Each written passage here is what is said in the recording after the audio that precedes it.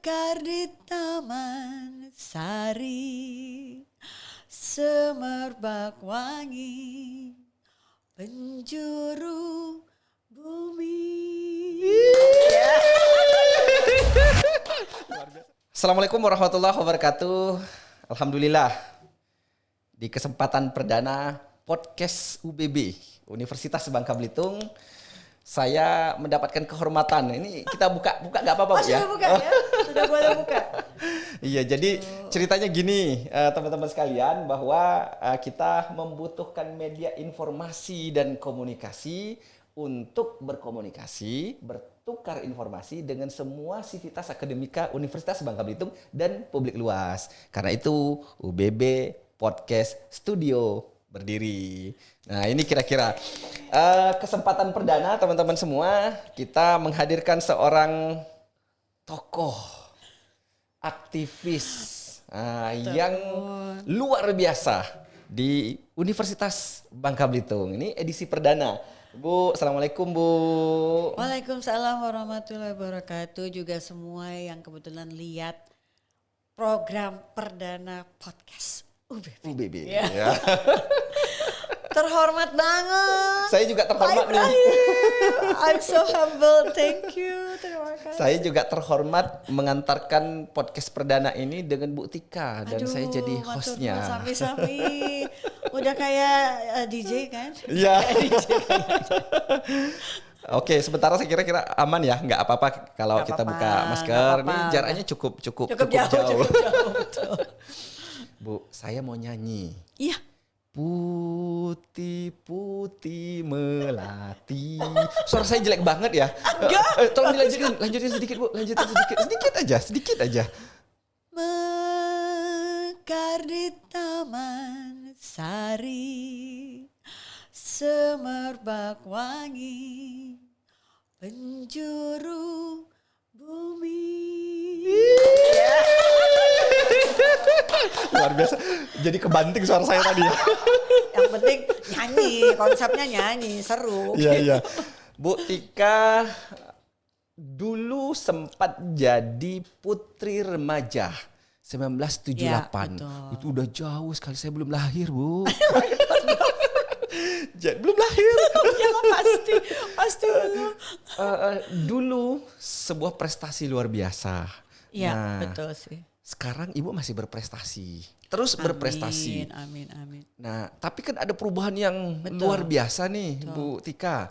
Yang jelas kami bersyukur dulu nih, Bu Tika hadir membersamai podcast perdana kita di Universitas Bangka Belitung. Dan insya Allah kalau sudah perdananya hebat banget dengan tokoh hebat, insya Allah seterusnya nanti akan Seterusnya hebat. harus, karena di bubble banyak orang hebat. Iya, terima kasih.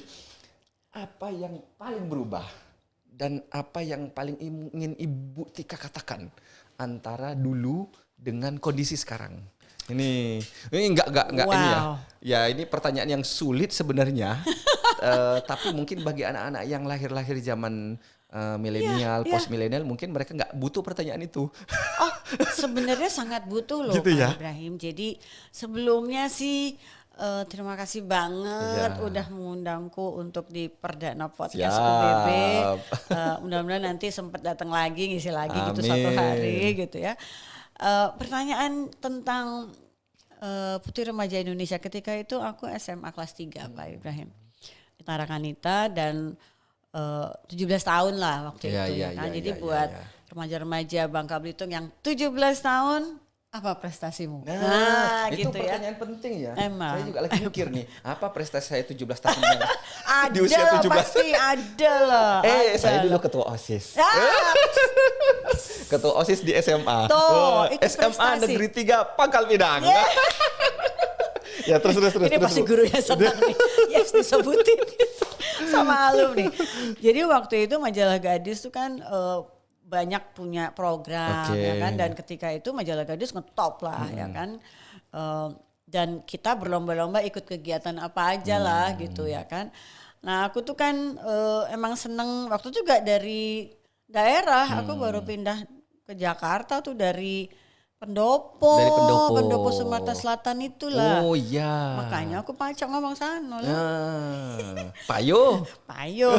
Dan dulu aku begojo terus. Payo kalau begitu.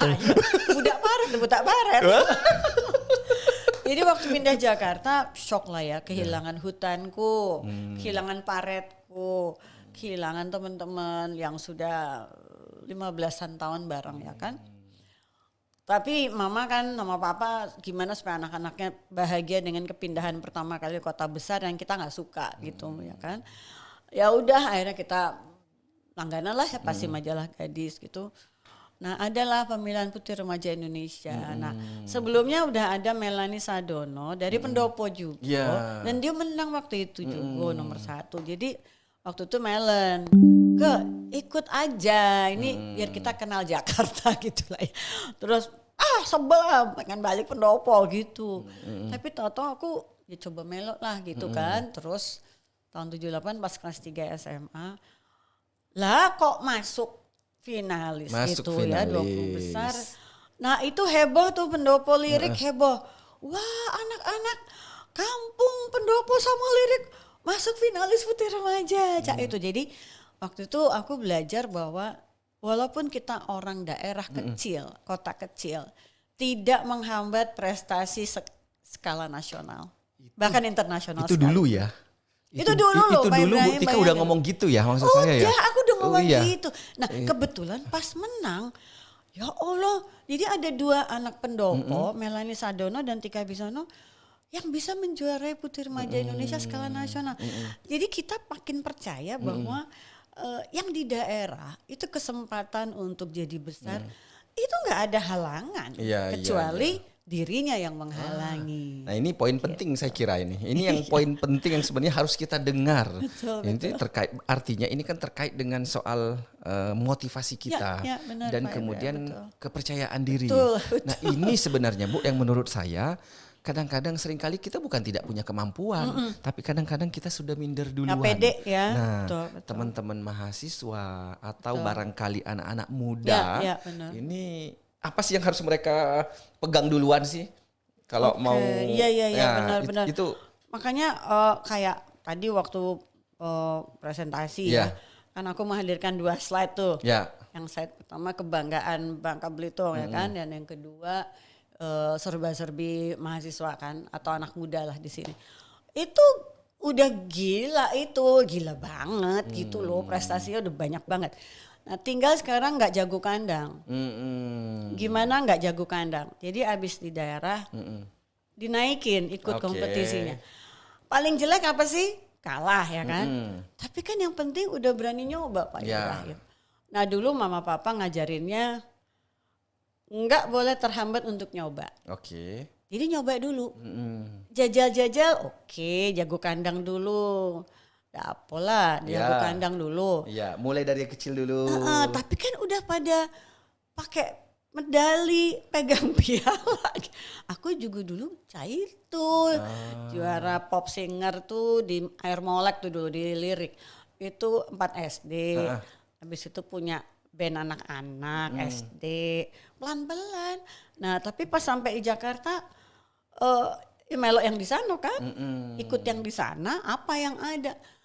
Dan waktu itu nggak ada rasa sedikit pun, bisa nggak ya kan dari Sumatera gitu ya. Nggak ada sedikit pun. Karena yang lain dari daerah-daerah Indonesia juga pada dari daerah pada ikut gitu. Ya sebenarnya punya kesempatan sama semua sih. Iya. Tapi ada satu poin dari Bu Tika tadi yang sangat menarik menurut saya ya.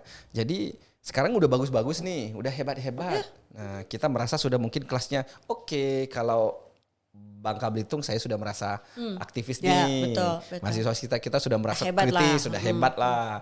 Nah tinggal menaikkan kelasnya. Yang syarat apa sih yang harus dimiliki nih Bu Tika? Yang selain kepercayaan diri. Betul. Kan nggak bisa hanya sekedar percaya diri tapi isinya. Nggak bisa. Yang paling penting Pak Ibrahim menurut aku ya adalah peluang. Ya peluang itu harus diciptain sebanyak-banyaknya. Jadi panggung nih di Bangka Belitung harus banyak. Mau skala RT kayak, skala RW kayak, skala kecamatan kayak, skala kabupaten kayak, antar pulau kayak, Ini kan ada beberapa Iya, pulau iya. misalnya. Udah remaja pulau belah ono, ketemu remaja belah mari, kompetisi gitu deh. Iya. Jadi nanti akan ketemu komunitas pulau ini, ketemu komunitas pulau lain. Jadi mental Gitu. kompetisi, mental Diasah, juara ini diasah. harus diasah, Diasah. dan tidak boleh menyerah hanya gara-gara satu gagal Oh kali nggak gagal. bisa. Gitu ya. Banyak orang-orang besar udah 10 kali Iya. gagal kok. Suksesnya ke 11. Iya, betul. Nah itu juga sebenarnya bagusnya kalau kita kalah ya Pak Ibrahim. Kalau kita kalah nih, kita bercermin. Ya. Apa yang buat aku kalah ya? Kayaknya kurang ini kurang itu gampang banget untuk kita mencari kekurangan. Ya. Nggak usah nunggu orang lain. Kau kurang ini, kau kurang itu, nggak Ya. perlu. Kita sendiri bisa loh bahkan memetakan itu. Saya- Iya, jadi sebenarnya gini loh Pak Ibrahim. Aku tuh dari umur 5 tahun pernah kena satu kondisi kesehatan lah Oke. gitu yang nggak bakal bisa normal lagi ya kan sampai kapanpun sampai mati nggak bakal normal. Tapi bayangin dari 5 tahun loh. Berarti kan ngalamin tanda petik gagal ya. Gagal nggak sehat 100% dari 5 tahun. Nah itu diajarin mama papa untuk gimana menghadapi itu. Tapi dengan menciptakan prestasi yang lain. Jadi nggak fokus di situasi Ya, itu. oke. Nah aku belajar mungkin gara-gara itu juga kayaknya terus pengen ke psikologi ya. Bahwa oh dari yang kita kurang bisa tuh dijadiin genjotan buat plus yang satunya Ya. yang lain. Nah ternyata waktu di psikologi belajar itu yang disebut katarsis gitu ya. Jadi katarsis itu dari yang gak enak, gak asik gitu, tapi justru malah bisa melejitkan ke yang lebih luar biasa. Tanpa kita sadarin loh Ya. Pak Ibrahim. Jadi kadang-kadang pas kita nyampe, ih kok bisa sih aku? Ya ampun kok bisa sih? Gitu ya kita sendiri surprise dengan capaian itu Ya. gitu ya. Saya jadi ingat lagi nih Bu Tika. Sebuah quote yang menarik ya. Kalau lagi ngadapin masalah atau ada sesuatu yang sedang kita hadapi, fokuslah pada solusinya, bukan fokus pada masalahnya. Sehingga kita bisa keluar dari masalah. Betul. Nah, orang ini banyak yang fokus pada masalah. Iya. Masalah aja Iya, dipikirin, iya, nggak betul. cari jalan Benar, keluar. benar. Kayaknya Bu Tika sudah ketemu duluan rumus itu ya. Udah sejak 5 tahun. Cuman memang kalau orang dengar kita ngomong kan mereka suka ngomong gini loh Pak. Iya. Allah kan ngomong lebih enak daripada dijalaninnya. Kau ndak tahu aku ngalamin masalah apa, Iya. jadi nggak usah banyak ngomong deh, Iya, kan iya, gitu iya, ya iya, biasanya. iya. Nah, jadi kalau menurut aku harus dua-duanya bicarain masalah itu diurai kayak benang kusut, tapi juga si solusi. Solusinya gitu. dicari. Dan Iya. kita juga bisa kalau ada orang ngomong kayak gitu, kita juga balas. Emang cuman kau bae yang punya masalah, aku juga punya. Gitu Cuma kan. tinggal besarnya, kecilnya, itu Jadi bukan dinamikanya gitu ya. tentang punya masalah terus paling tidak beruntung gitu ya kan, enggak. Jadi dan itu juga dari Allah Subhanahu Wa Taala gitu loh.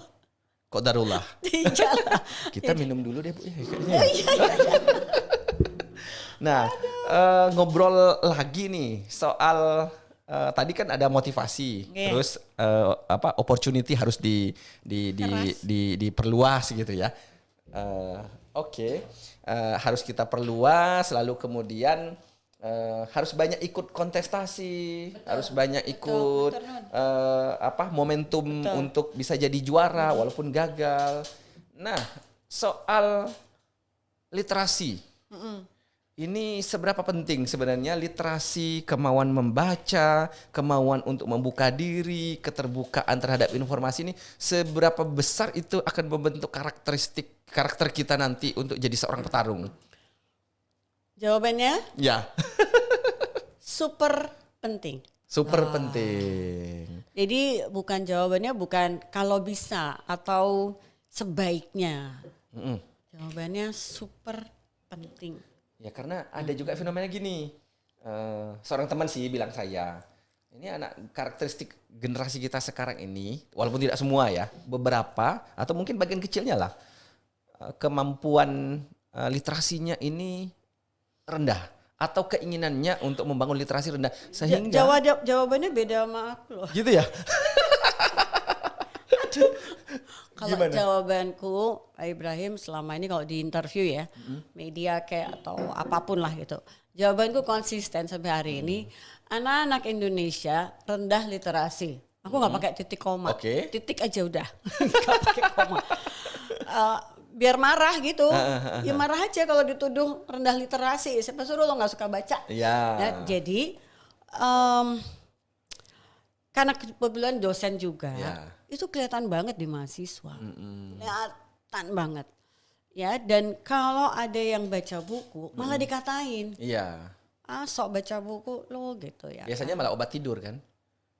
Kasih buku, baca, terus Ketiduran, rebahan, akhirnya tertidur. Ketiduran, Jadi kalau nggak bisa tidur, susah tidur, kasih Baca. buku nanti tidur. Makanya kan sayang banget ya bahwa perpustakaan itu bukan karena pengen baca, tapi kan ada tugas. Ya.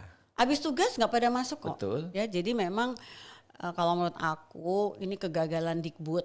Oke. Yang paling bertanggung jawab untuk keliterasian ya. Karena zaman bahla sebelum kemerdekaan bahkan Indonesia tuh anak mudanya literasinya super tinggi loh. Kalah tuh Belanda gitu. Ajeng-Ajeng Kartini aja tulisannya gila itu. Sampai ke Suhokgi. Ya, zaman tahun 60-an yang dia mengkritik lewat tulisan. Aduh, itu bisa panas hati, panas kuping, ya, panas pikiran. Abis itu hilang era itu, makanya aku ceritanya memelihara keliterasianku dengan lumayan lah udah 5 buku ya, buat 5 buku dah, terus ngajar dan nulis, aku masih menulis juga gitu ya, dan dulu banyak rubrik juga, aku punya banyak rubrik. Saya sering lihat di koran. Sekali-sekali lah, cuman juga rubrik di radio. Ibrahim. Nah itu sebenarnya karena memang suka ya kan. Adik-adikku nggak seheboh aku juga soal gini. Nah, cuman itu gara-gara sekolah waktu itu, mading-mading itu loh. Jadi zaman SD, puisiku mana kok belum dipasang gitu, protes gitu ya. Gantian Tika, gantian. Jangan kau gantian sama budak lain gitu kan. Jadi dari mading loh Pak Ibrahim. Nah ini apakah ada misalnya ya di Bangka Belitung tuh lomba kreativitas mading misalnya? Gak ada. Aku selalu ngecek loh di daerah. Karena aku sendiri manusia mading gitu waktu dulu. Dan ketika itu bahkan ada buletin sekolah gitu ya. Aku juga nulis di situ. Ya, dan ini mau reuni-reunian, tulisanku masih dipakai sama teman-teman karena gila tulisan lo zaman dulu gitu ya. Ternyata bermanfaat gitu. Nah makanya kenapa kayak Andre ya, siapa Hirata ya. Andrea Hirata. Nah itu tulisan satu bukunya dia. Habis itu dia nggak punya buku lain kan, cuman satu buku itu aja. Nah pengennya ya banyak hirata-hirata lain yang keluar dari Bangka dan Belitung ya kan, karena nggak mungkin lah literasi tinggi cuman Andre kan, nggak mungkin lah, pasti banyak. Tapi guru-guru bahasa Indonesia bisa nggak sih ngetekin gitu loh, enak, kamu tuh bagus gitu ya. Enggak, guru-guru juga cuek. Biarin aja aku ngomong gini biar pada marah. biar ada yang agak sedikit panas, nggak apa-apa ya. Memang anak-anak tidak terdeteksi karena guru bahasa Indonesianya cuek. Guru sastranya cuek, gitu loh Pak. Jadi aku sedih juga sih. Sebenarnya kita harus cari pola-pola ya. Misalnya nih sekarang nih karena sudah berbasis media digital gitu ya. Barangkali memang yang harus kita dorong adalah platformnya mungkin diganti nih, bukan di mading, tapi mungkin dengan menggunakan media sosial. Sekarang kan ada konten kreator, ada ini dengan beragam, apapun. Bisa dimanfaatkan. Betul, ya teknologi. Cuman kan memang nggak kesana gitu ya. Paling yang aku sering lihat tuh dan suka jadi juri juga, lomba postering misalnya. Tapi itu nggak yang rame-rame melakukan itu, tidak. 1-2 tempat doang, itu loh Pak Ibrahim. Makanya berharap banget UBB menggila tanda petik ya untuk menyetrum semua anak muda Bangka Belitung, disetrum supaya sadar dan akhirnya sekolahnya sendiri melakukan hal yang sama. Tapi tukang setrumnya UBB berharapnya gitu sih. Dulu Bu Tika sebelum 2000 katanya sudah pernah ke sini. Sering. Sebelum provinsi. Agak sering. Artinya UBB belum ada waktu itu. Belum. Alhamdulillah UBB ini 2006 berdiri sebagai PTS, lalu 2010 kita dinegerikan di zaman Pak SBY. SBY zaman itu Pesan terbesar Bu Tika apa sih untuk kami-kami ini? Tadi saya sudah baca nih motivasi lah.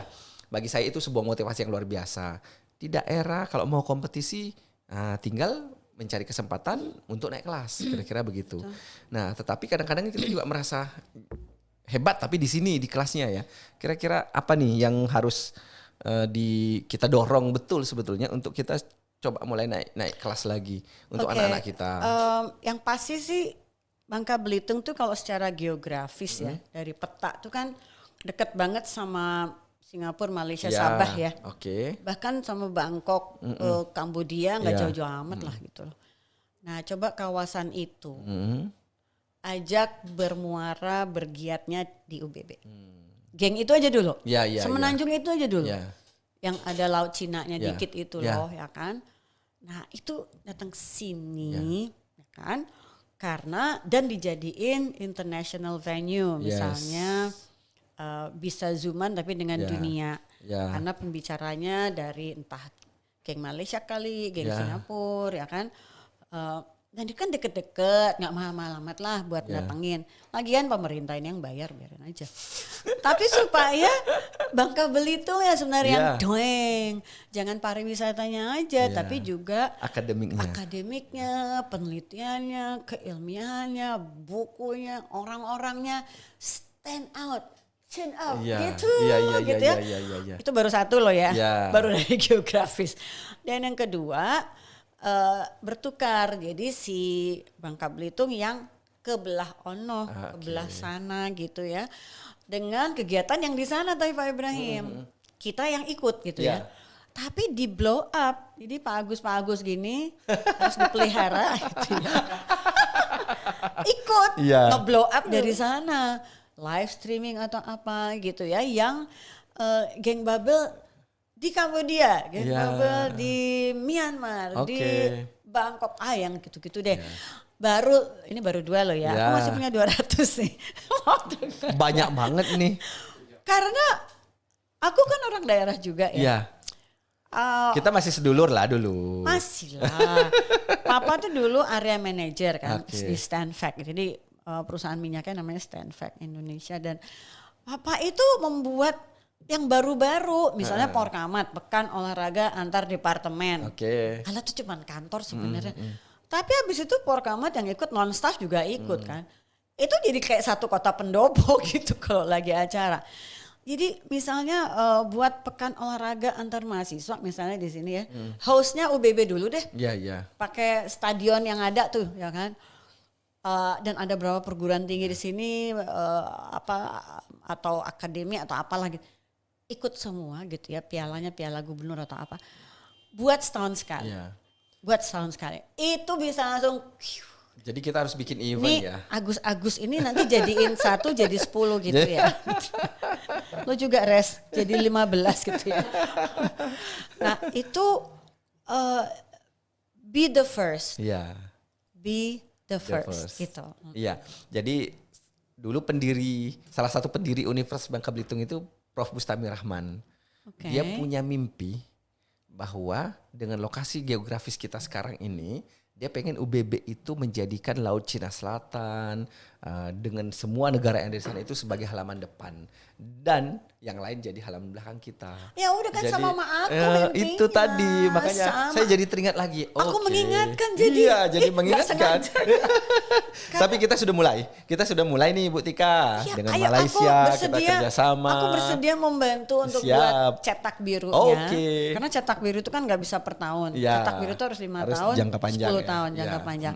Jadi I will be more than happy to help out. Bakal sering kesini nih ceritanya ya. Iya.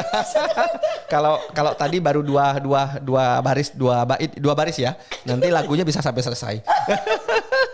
Tapi itu yang penting gitu Pak Ibrahim, karena memang Bangka Belitung ini menurutku jewel ya. It's like a jewel di Semenanjung. Semenanjung nih. Ya, dan Semenanjung sendiri itu kan juga kekayaan sendiri yang selamanya mengambil Malaysia, tapi sekarang mulai Indonesia nunjuk gigi nih. Ya. Ya, jadi Malaysia Singapura mulai kejut-kejut nih ceritanya gitu ya. Nah, Babel itu bagian dari semenanjung yang sebenarnya rame banget ini. Jadi kalau nggak mengambil peluang dari situasi geografis, Ya. merugi banyak deh. Gitu. Jadi memang dari lokasi geografis perlu diperhatikan. Luar biasa. Dan ini sudah luar jadi biasa. keuntungan sebenarnya yes, ya. apalagi Iya. sudah provinsi. Aku dulu sering kesini masih bagian dari Sumsel. Ya, betul sekali. Jadi Kita yang- sendiri 2006. Iya Betul, makanya. Jadi memang setelah jadi provinsi yang tadi aku bilang di seminar harusnya eksponensial. Iya. Wih, kayak virus COVID gitu loh, Iya, eksponensial. melejit ke atas ya. Melejit. Jadi enggak pelan-pelan gitu enggak. Dan itu bisa banget. Aduh aku ngomong kayak gini penuh percaya diri. Gitu. Insya Allah bisa, yakin deh. Makanya banyak insya Allah berharap. Bobe juga bisa. Banyak berharap, apalagi pantai-pantainya. Aduh itu untuk konferensi internasional bisa dinaikin, bisa. Kita mulai Bu Tika gagas beberapa kegiatan-kegiatan internasional, Let's do it. international Let's do it. conference, kerjasama internasional, kemudian dengan beberapa negara itu kita mulai. Cuma memang tinggal percepatannya. Ini yang harus Makanya kita dorong. pemerintah harus mensupport kegiatan-kegiatan kampus. Event-event. Karena kalau ada kongres tapi bangkanya masih nggak cantik, malu juga gitu ya kan. Jadi kayak aku masih lihat kemarin geng sampah ya kan, terus jalan itu trotoarnya banyak rumput liarnya gitu ya, dan penataan layout kotanya tuh masih bagusan mau masuk kampus nih layoutnya kelihatan jreng berasa gitu mau masuk kampus.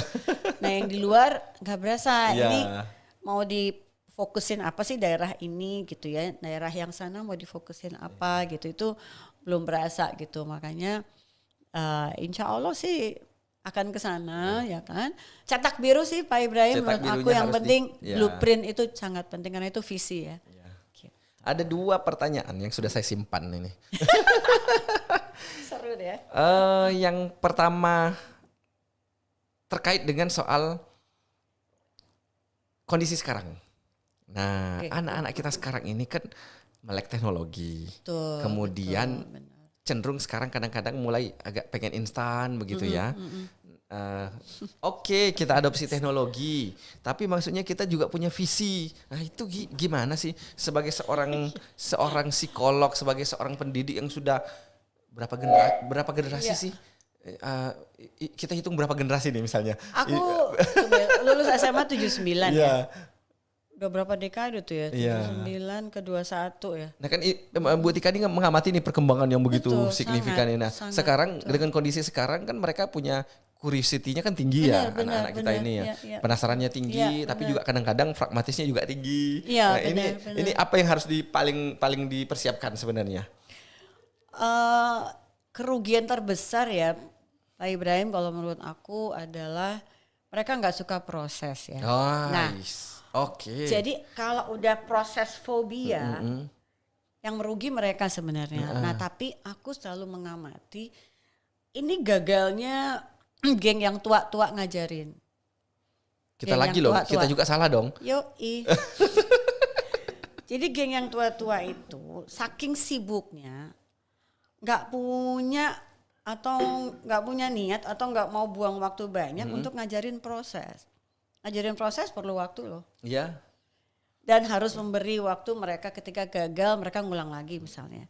Nah kalau yang tua-tua nggak mau kasih waktu untuk mereka belajar proses dan belajar gagal dan berdiri lagi, mereka akhirnya masuk ke instanisasi. Jadi ini gara-gara si tua-tua juga sih menurutku ya.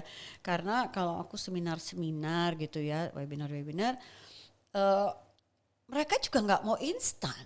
Mereka pengen mengakar gitu loh Pak Ibrahim. Dan kalau ketemu diriku gitu ngobrol gitu ya atau counseling, mereka pengen punya akar sendiri bahkan.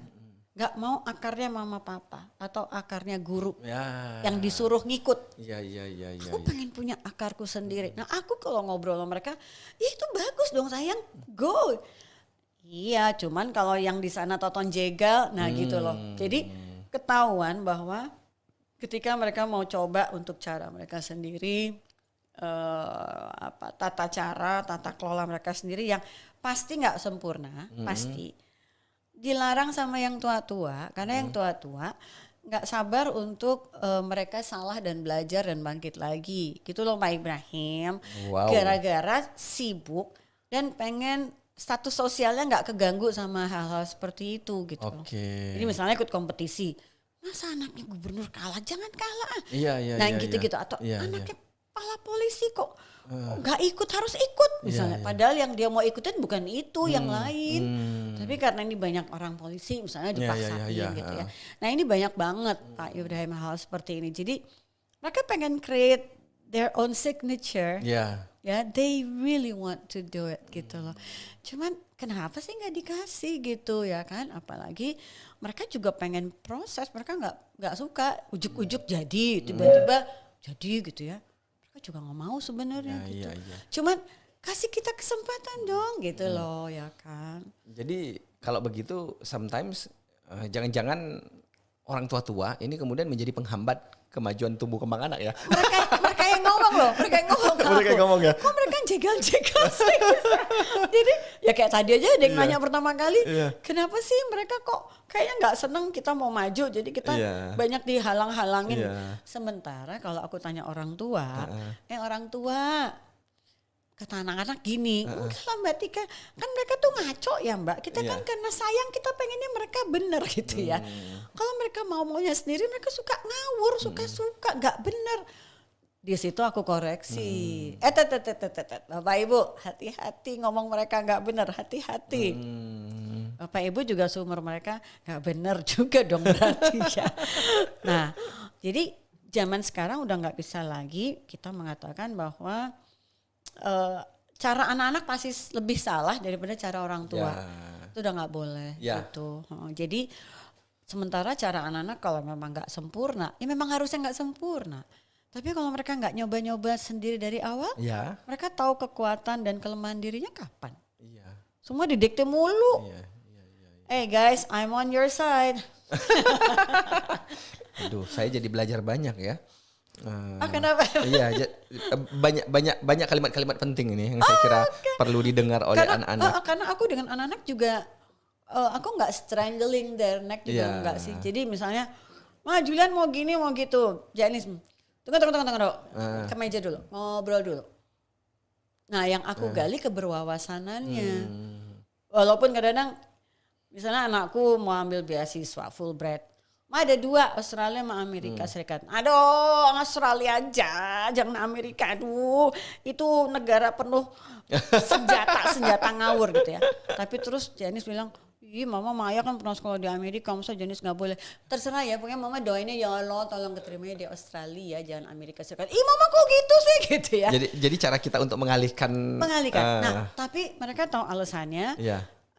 USA adalah a country of guns and pistols. Ya memang beritanya begitu kan, yang free shooting itu loh, ngeselin kan. Nah, terus Mama tapi kan terserah Allah kan ngasih Janice. Ya iyalah ya dia nentuin. Tapi pokoknya Mama udah bilang ya Mama akan doainnya keterima di Australia, bukan di Amerika Serikat. Tapi apa yang terjadi? Diterima di Amerika Serikat untuk berangkat tahun depan. Nah, artinya gini loh. Ya sudah kalau diterima aku mau apa? Toh aku nggak akan maksain itu ditolak kan, nggak bisa ya. Tapi pada saat aku keberatan, aku memberitahu mereka kenapa aku keberatan gitu, tanpa menjegal hasrat lah ya. Tanpa harus melukai. Betul. Jadi aku sangat terbuka dengan pandangan, begitu juga sebaliknya terbuka pandangan anak-anak diriku gitu loh. Jadi mereka nggak takut kalau salah. Jadi memang anak-anak seluruh Indonesia harus tidak takut bersalah. Tidak takut bersalah, tidak takut mencoba, tidak takut gagal gitu ya. Karena itu dari situ kita belajar. You can always be the number one from your failures. Itu yang paling penting. Benar. Saya tepuk tangan untuk Bu Tika ini luar biasa. Ini yang di belakang ikut tepuk tangan. Amin. Satu pertanyaan lagi. Bu Tika. Ini kayak ujian lisan ya. Iya. Saya lagi nggak ujian skripsi nih, nggak.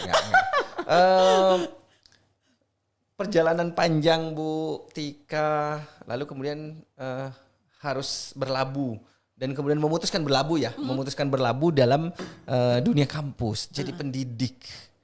Apa sih yang satu terkait dengan kenapa mencintai dunia pendidikan dan yang kedua mengapa urgensi pendidikan ini menjadi sangat penting untuk diperhatikan oleh semua. Ini pertanyaan sejuta umat dan pertanyaan kelas malaikat ini. Nah, Pertama memang karena mama guru, ya. ya Pak Ibrahim. Jadi yang mama didik ke kita itu memang basisnya pedagogi. Ya. Aku tahu pedagogi dan sebagainya dari mama juga gitu, karena mama tuh dulu guru bahasa Inggris di Bandung gitu ya. Sebelum akhirnya kita ke Sumatera ya, ke Pendopo itu. Dan mama itu juga pedagoginya tinggi banget ya. Jadi ketika ketemu dengan masyarakat, komunitas atau kita teman kita gitu ya, dengan caranya yang santai gitu ya, tapi penuh nilai-nilai kedisiplinan yang tinggi. Kita aja juga cukup dididik keras loh sama mama gitu ya. Dan prinsip mama itu apa yang kalian mulai harus kalian akhiri, nggak ada putus di tengah. Itu keras tuh mama soal itu. Jadi kita dulu pas sudah ngambil apa misalnya, aduh bosan banget gitu ya. Tapi karena harus selesai, tahan-tahanin pas selesai gitu ya. Yes, pas selesai kita selesai. Nah ternyata itu pembangunan mental yang luar biasa Pak Ibrahim.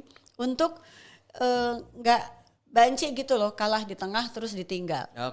Ya itu ternyata. Ini saya kira pelajaran luar biasa, pelajaran luar penting biasa. gitu, karena banyak anak-anak kita yang sebenarnya sering mengakhiri ketika dia tidak puas dia sudah pergi. Jadi ketika dia sudah merasa ini saya nggak berhasil, mulai tinggal beralih sehingga agak kurang konsisten dan kemudian akhirnya hasilnya tidak maksimal. Mama dulu keras sekali karena makanya juga ini menjadi latar belakang kenapa aku juga pengen ke psikologi dan ada pendidikan, karena ternyata itu membangun mental juga ya, membangun jati diri juga, bahwa kita menjadi pribadi kokoh tuh gara-gara itu. Jadi memaksakan sesuatu yang udah kita ambil tapi kita pengen udahan, tapi kita harus mantengin mantengnya itu kekeh gitu ya kan, sampai selesai gitu. Nggak mikir hasil mau di atas, mau di tengah-tengah, mau di bawah, bodo amat. Yang penting prosesnya selesai. Jadi mengajarkan proses tuh kayaknya prestasi mama papa yang paling besar. Jadi kami tuh pada akhirnya nggak cengeng gitu loh. Ada masalah ya udah, ada masalah hadapin aja gitu ya. Jangan lari. Terus kalau harus lari bentar 3 bulan ntar balik lagi. Gitu. Jangan lupa balik ya. Enggak, karena kadang-kadang kita kan belebekan cari oksigen lagi gitu ya. Itu kan sering kali begitu. Tapi kembali gitu. Jadi mental-mental seperti ini nih Pak Ibrahim yang di anak Indonesia nggak ada. Nah marah-marah dia ngomongin nggak ada. Ya tapi kenapa nggak ada? Aku selalu bilang ke anak-anak itu, nggak salah lu 100%. Lebih banyak salah orang tua kalian sih sebenarnya gitu ya. Bukan kalian. Jadi aku nggak nyalain kalian 100% gitu. Karena memang mereka masih statusnya kan anak didik ya. Jadi pendidiknya gimana, anak didik jadi seperti itulah. Jadi kayak imprinting, kayak bebek itu kan imprinting, dia habis lahir dia lihat siapa, dia ngikut aja yang di depannya gitu ya kan, proses imprinting itu. Jadi memang menjadi parents itu hal yang super duper penting, karena dilihat sama anak gitu loh. Kecuali nggak punya anak ya udah nggak usah mikirin beginian sih. Tapi kalau udah punya anak harus mikirin beginian. Dan akhirnya aku ketularan mama gitu ya. Dan akhirnya ambil bahkan psikologi, bahkan sekarang di psikologi sosial dan pendidikan fokusnya. Dan pengen menciptakan pribadi-pribadi from zero to hero. Ya dalam konteks hero-nya mereka, bukan nyontek hero-nya orang lain ya. Tapi misalnya anak supir bisa kuliah gitu ya kan, atau anak tukang kebun bisa kuliah ya kan. Nah aku banyak berhadapan dengan gini-ginian Pak Ibrahim, dan apalagi kalau udah ke daerah kayak gini gitu ya, buatku lo dari Babel bisa sampai ke London, Tokyo, New York. Siapa bilang nggak bisa gitu ya kan. Aku selalu ngomong gitu konsisten ya, karena aku juga dari Pendopo, Jakarta dan langsung skala nasional. Toh bisa juga itu kan, sudah terbukti. Jadi kalau gue bisa, lu bisa. Gitu. Kalau ya kalau dia bisa, saya juga harus bisa. Ya, Wah, gitu. itu ya. Maksudnya Iya. gitu. Jadi Kita boleh jadi orang kampung, tapi tidak boleh kampungan. nggak boleh kampungan. Karena orang kampung, memang tinggal di kampung. Aku juga di pendopo Tapi kan kampung sebenarnya gitu. aslinya semuanya juga dari kampung Lah sebetulnya ya. iyalah. Jadi kota besar kan semua pendatang Iya. toh ya, gitu kan ya. Jadi akhirnya memang fokus di sini, buku-bukuku juga fokus di sini. Oke. Bahwa kayak Bubble nih ya, EUBB ini kan baru gitu ya. Jangan lama-lama untuk take off, cukup 5 Oke. tahun misalnya. 5 tahun udah harus lebih take off lagi. Ya, 10 ya. tahunnya apa nih? Kan aku belum pernah baca ya 10 Ya, tahunnya ya. apa sih nih gitu kan Ya, ya. ya. Pengen tahu gue gitu Ya. ya. Kemarin teman-teman sempat bicara mereka udah buat katanya sampai 2024 katanya Ya. gitu. Pengen tahu senekat apa sih? Sampai 2035 bahkan kita sudah punya ya. Terus aku bilang ya teman tadi kan aku presentasi 4.0 Ya. kan aku selalu bilang Oke. UBB udah belum? Udah 4.0 belum? Kan aku gitu-gitu ya. Oke, podcastnya oke Oke. nih ya kan. Tapi di luar podcast udah 4.0 belum? Nah ini challenge juga Oke. gitu ya. Studi banding aja sering-sering di kawasan Regional. si regional. Ah. Di sini udah kayak gini kita harus juga Iya. kayak gini gitu. Jadi, Oke. jadi harus ada rasa iri, sirik, dengki. Tapi yang positif. Positif, Yang bahwa niatnya untuk sebagai emang motivasi aja, ya. Emang aku harus 30 tahun dulu bisa jadi kayak lo. Iya. Gue 10 tahun juga udah bisa. Iya, Gitu, betul. gitu loh Pak Ibrahim. Jadi aku Siap. suka provokasi yang gitu. Oke. Iya betul sih. Maaf Jadi ya. jadi kalau yang lain itu bisa mencapai kesuksesan itu dalam tanda petik sesuai dengan bayangan kita, dia butuh 30 tahun, mungkin kita harus Make lebih it cepat. less, make it Ya, less. 15, Karena 20 betul, gitu karena ya. memang kalau bisa jangan 20, belasan lah, Belasan ya. Ya. Karena zaman dulu kan emang infrastruktur belum ada. Oke. Sekarang UBB udah dikelilingin infrastruktur, tinggal dipakai, Oke. tinggal diaplikasi. Jadi pasti nggak bakal 30 baru bisa A. Ya. Bisa A, Insya Allah bisa lebih 10. cepat lah. Insya Allah bisa lebih cepat. Apalagi rektornya kayak begini.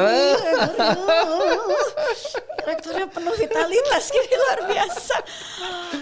Berasa kok. Kayaknya Bu Tika harus sering-sering kesini nanti. Jadi ada seorang tokoh daerah juga nih cerita. Dia bilang bahwa orang tua yang memikirkan masa depan, maka dia sebenarnya memuda lagi. Tapi anak muda yang terlalu banyak berada di zona nyaman dan hanya mikir nyamannya saja, sebenarnya dia sudah menua diri. I like that. Tapi kata WHO 61 itu masih pemuda. Oh, masih pemuda. Iya. Menghibur diri. Tapi nggak kelihatan. 60 tahun saya masih terasa dulu kan waktu kecil nih masih sering lihat poster-poster Bu Tika Iya, zaman dengan itu. rambut pendek, nggak ada yang berubah ternyata ya. Iya begitu sih. Zaman dulu banget malah panjang, Bit kan abis itu Iya, segini terus, tapi iya, ya ininya iya. sih nggak pernah hilang, Iya. poninya sih. Yang penting lagu Melati Sucinya masih terus ada. Sasha. Bu Tika, ada beberapa poin yang saya tangkap. Satu, dan pasti teman-teman kan menerjemahkan dengan caranya masing-masing lah saya kira ya. Karena menurut saya diskusi kita yang ringan pada siang hari ini di kesempatan perdana podcast UBB ini sebenarnya banyak quote-quote penting yang sifatnya memotivasi, dan menurut saya itu yang paling penting ya. Ya. Jadi memang seorang pendidik itu sebaiknya harus memberi visi, motivasi dan visi sehingga anak-anak itu punya orientasi masa depan, bukan hanya sekedar tunjuk ajar, Iya, menghafal benar, ini benar. dan lain sebagainya. Tadi yang pertama bahwa kita sudah bagus, teman-teman di Bubble sudah hebat-hebat. Tinggal sekarang bagaimana memperluas kesempatan, memperluas momentum, dan kemudian memperbanyak latihan-latihan untuk gagal, latihan-latihan untuk menemui hal bermasalah dan lain Betul. sebagainya, sehingga itu bisa jadi momen. Ada satu lagi yang saya tangkap dari Bu Tika tadi, proses. Iya. Seringkali kita agak Jangan fobia. jangan fobia proses. Gagal dikit mundur, terus ketemu sandungan dikit mundur. Nah, ini yang sebenarnya mungkin jadi catatan penting kita di siang hari ini, dan ini akan sangat inspiratif nih. Bu Tika insya Allah, datang, semakin insya sering Allah, datang, ini insya Allah. inspirasinya akan semakin luas. Ada pesan apa, teman? Terakhir boleh nggak satu lagi? Boleh sekali. Jadi buat yang geng tua-tua nih, ini. yang judulnya mentor, coach, konsultan, pembina dan lain-lain lah yang Iya, judulnya iya, iya, gitu-gitu. kalau mau nyuruh yang muda melakukan sesuatu, kerjain duluan. Tuh, biar nggak cuma jago nyuruh aja. Ya, karena buat aku mencontoh apa yang mentor lakukan itu jauh lebih bermakna bagi si geng muda ini tinimbang suruh nyontoh orang lain yang bukan mentornya gitu. Jadi jangan om doa. Jadi kira-kira istilahnya ibda binafsik. Apa itu? Jadi lakukan dulu baru nanti yang lain akan mencontoh. Ya, maksudnya gitu. Jadi role modeling itu sangat penting dan itu kalau orang tua ya orang tuanya lah kerja keras sedikit ya beri contoh anaknya gitu ya. Bos kerja keras sedikit beri contoh anak buahnya ya kan. Rektornya kerja keras sedikit beri contoh sama anak buahnya. Gubernur kerja keras sedikit beri contoh sama masyarakatnya gitu ya. Jadi buat aku cara kerja yang seperti ini sangat penting gitu Pak Ibrahim karena ya siapa suruh jadi role model gitu loh, siapa suruh jadi nomor satu, nggak mau dicontoh mesti nomor satu. Jadi konsekuensi nomor satu itu memang seperti itu. Dicontoh. Gitu. Dan kalau salah dimarahin. Jadiin pelajaran, jadi pelajaran. Gitu. Makanya aku tuh sekarang ya Pak Ibrahim agak aneh juga sih, biasanya ada counseling nih. Aku malah Bapak Ibu saya mau tepuk tangan, hore punya problem gitu. Terus aku bilang gak populer ya. Aku bilang. Tapi memang we have to celebrate ketika kita berbuat kesalahan. Nah ini juga satu philosophical statement juga ya bahwa kenapa malah kalau ada yang gagal kita malah tepuk tangan, celebrate. Karena di balik kegagalan ada pelajaran baru yang kita belum lihat loh. Dan itu adalah guru bagi kita. Guru, jadi jangan, sebelum banget sih gagal mulu. Udah deh, males gue. Nah jangan. Justru, hore, gagal. Emang gak populer sih. Hore, gagal. Tapi terus dibahas, oke, kita gagal lagi kenapa ya? Kayaknya, kamu sih mestinya kan gini. Itu area salah-salahan, betul. Tapi gak apa-apa. Harus ikhlas. Masa sih? Kayaknya kamu deh lebih nyumbangin kegagalan kita. Gak apa-apa salah-salahan. Disitulah terjadi proses lagi Pak Ibrahim bahwa yang memang menyumbang kesalahan harus accountable. Dia accountable untuk tanggung jawab. Ternyata rame-rame. Ternyata semua nyumbangin kesalahan gitu. Berarti kita rame-rame nyumbang ya. Iya ya ternyata ya. Kan aku lupa ngomong. Situ lupa proses. Ya udah berarti kita semuanya salah. Malah akhirnya menjadi accountable to be responsible untuk satu hal kegagalan tapi jadi tanggung renteng kan? Tanggung renteng. Accountable dalam menanggung masalah ya. Oh, luar biasa. Yes. Nggak sendiri. Bu Tika ini kesempatan perdana tapi saya yakin nanti insya Allah suatu saat akan datang lagi. Dan mudah-mudahan saya bisa jadi mengantarkan lagi nih Bu Tika untuk cerita, membuka tabir, membuka perspektif yang luas. Dan nanti kalau datang lagi aku akan bawa beberapa buku buat dibagi. Oke, kita nanti tukaran buku ya. Iya, ada lagi. Bu Tika, terima kasih luar biasa. Iya. Syeshe. Jadi kita sudah diskusi panjang saya kira ya, dan Bu Tika sudah memberikan banyak insight yang sangat luar biasa, dan saya yakin teman-teman di sana yang menonton ini pasti akan dapat. Ini kesempatan langka deh kayaknya, dari provinsi lain juga banyak yang nanti akan komen. Insya Allah. Karena memang pokoknya buat aku daerah itu harus menjadi jewel sendiri-sendiri di kawasan itu. Makanya senang banget waktu Pak Jokowi mulai dari terpinggir, terluar, terpencil, terpinggir. Itu senang banget karena emang filosofi itu harusnya udah jadi zaman bahla. Tapi ya sudahlah, ini baru sekarang. Membangun dari pinggir. Iya, jadi apalagi yang kepulauan itu kan punya ciri khas sendiri-sendiri. Jangan lupa ciri khas itu adalah kekayaanmu. Gitu. Dan itu tidak hanya fisik tapi juga non fisik yang jadi kekayaan kita. Dan bubble jadi kayak gini dari Allah Subhanahu Wa Taala loh. Jadi optimis ya Bu Tika ya bahwa UBB akan hebat. UBB akan keren, cepat. Pokoknya cepat, harus cepat palingnya di kawasan, di regional pastinya, dan pengen menjadi terlibat di proses itu. Ya, kita sudah punya roadmap sampai 2035. Tapi tentu nanti kita Nanti punya kesempatan di-review diskusi. lagi, Ya, pasti, kan selalu sesuai pasti. dengan perkembangan, Yes, berubah cepat sekali of dan course, insya Allah of course. kita siap berubah. Bu Tika, terima Pokoknya kasih. all the best, doaku selalu buat Oke, UBB terima dan kasih. matur nuwun undangannya, senang Siap, banget bisa terima nyampe kasih. ke sini. Mudah-mudahan sudah ketemu lempah kuning ya. Belum ya? Udah, Oh, tadi sudah. Lempah malam kuning enak banget itu. Udah, Iya. udah dan abis. Iya, iya, Langsung iya. abis. Saya nggak usah nyebut merek lempah kuningnya ya. Iya, Nanti jadi promosi. Oke Bu Tika, teman-teman sekalian, terima kasih luar biasa saya mendapatkan kehormatan di sesi yang luar biasa hari ini, dan ini insya Allah akan menginspirasi untuk kita semua. Terima kasih. Assalamualaikum warahmatullahi wabarakatuh. Bye semua. Dadah. All the best.